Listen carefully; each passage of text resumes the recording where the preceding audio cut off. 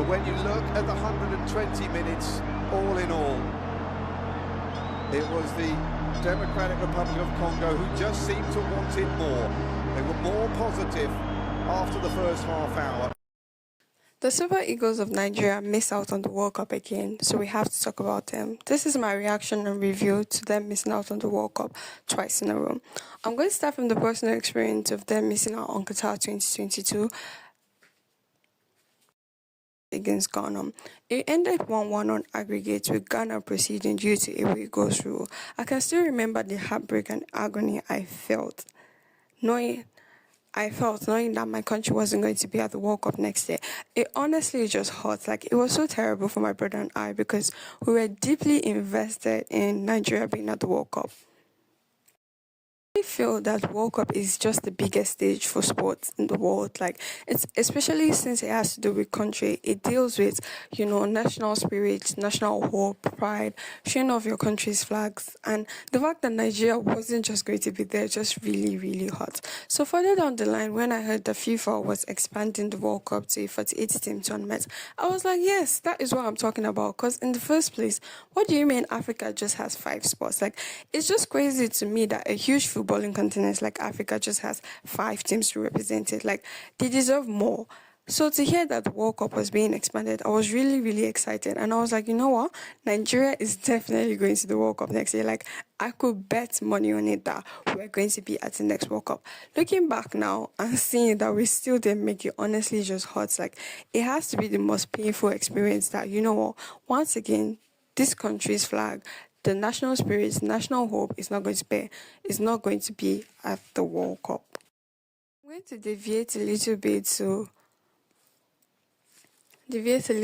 talk about the FIFA head coach controversy, which is just crazy to me that he was complaining that, Africa has 9 spots, 10 spots, something like that. Like, it's just insane. Like, what do you mean? That has to be the biggest hypocrisy, because Europe has 16 spots for less countries, just 48 countries. Meanwhile, Africa and Asia have more countries with less spots. And you're here complaining that, a certain continent has more, making it harder for you to qualify. Like, that is just crazy. Like, you have 1/3 of the spot. So what do you mean you're complaining? And I just feel like, just because you didn't make your qualifications, you didn't make it direct, like, you shouldn't even come to complain.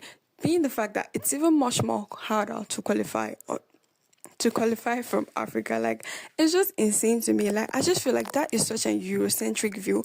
And considering the fact that I feel like football, the passion for football, the love for football is huge. Like, it's bigger on the African continent and Asian continent than Europe. Like, I just feel like that is just a very crazy thing to say, because this opportunity of the expanded World Cup just gave more teams. Like, you can hear the stories of the small underdog teams that have qualified for the World Cup. So considering that, it's just massively insane to me that someone's going to come out and say, a certain continent has this amount of has this amount of qualification spots, and you're complaining about it. Like, honestly, it's just crazy. Like, I am still annoyed at that statements. That's what I just had to include it here.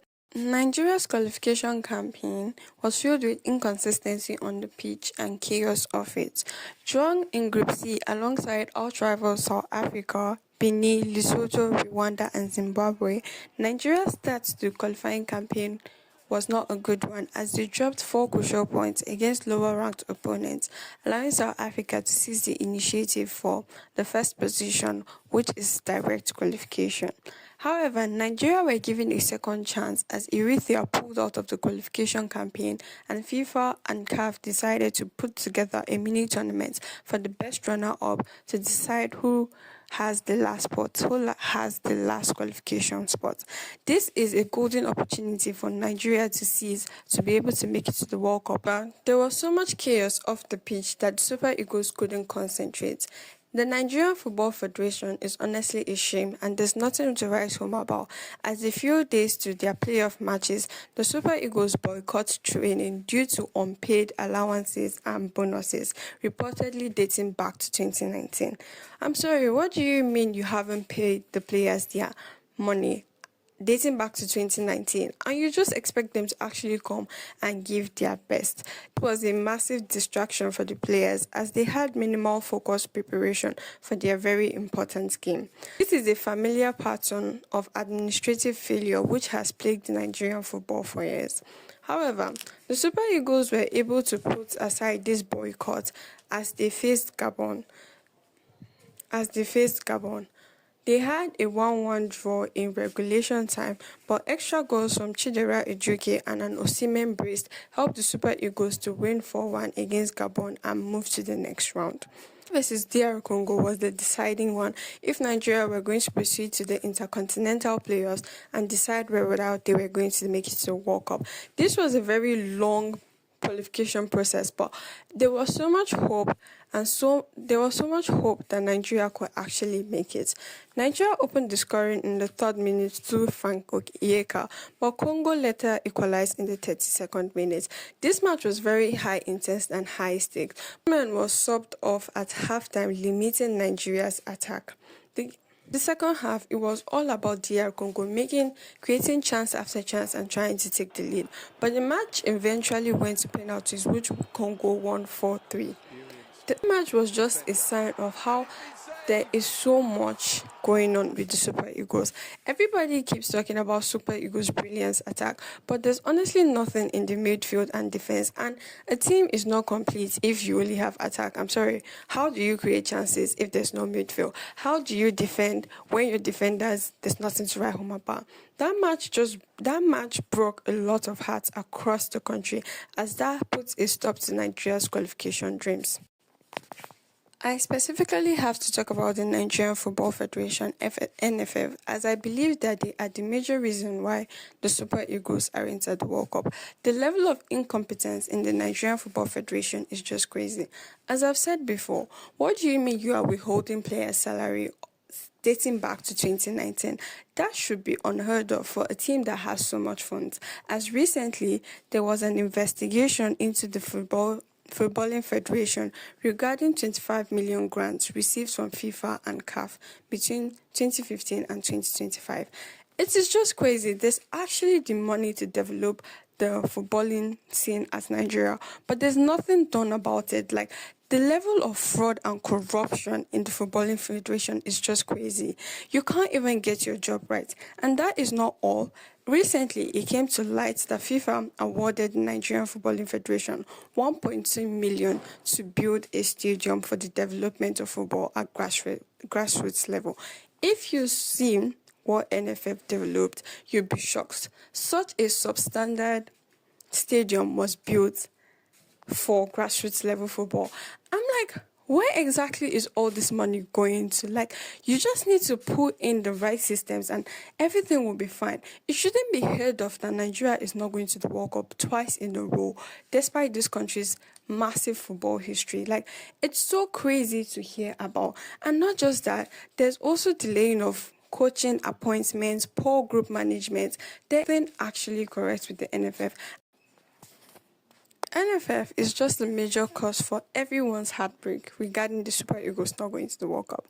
And right now, we Nigerians are just taking mad crazy banter from South Africa and Ghana. Like, it's such a humbling experience. Like, oh no, this is so terrible. Anyways, personally for me, I feel at the World Cup next year, I'm going to be having the time of my life. Since my country isn't at the World Cup, like, I'm sorry. If you see me glory hunting, don't say anything. I'll just be jumping from team to team regarding whoever is winning, okay? But on a more serious note, where do the Super Eagles go from here?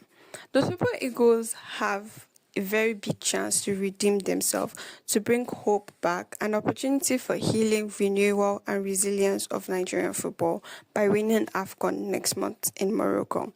I feel this is just another massive opportunity for the Super Eagles, that AFCON is just within the corner and, everything should just be put on the table for the Super Eagles to bring back the trophy home. There is no near misses at this point. I mean, they got to the final the last time. I just feel the better way to redeem themselves and bring hope for Nigerians is just winning AFCON. And not just that, there has to be fundamental administrative reform with the NFF. Like, a massive reform has to be done in the Footballing Federation because, as I've said before, they are the major reason why the Super Eagles aren't going to the World Cup. So a massive administrative reform has to be done. The level of boards, everything should be changed, and they should bring in new people who have to take the national team and grassroots football seriously.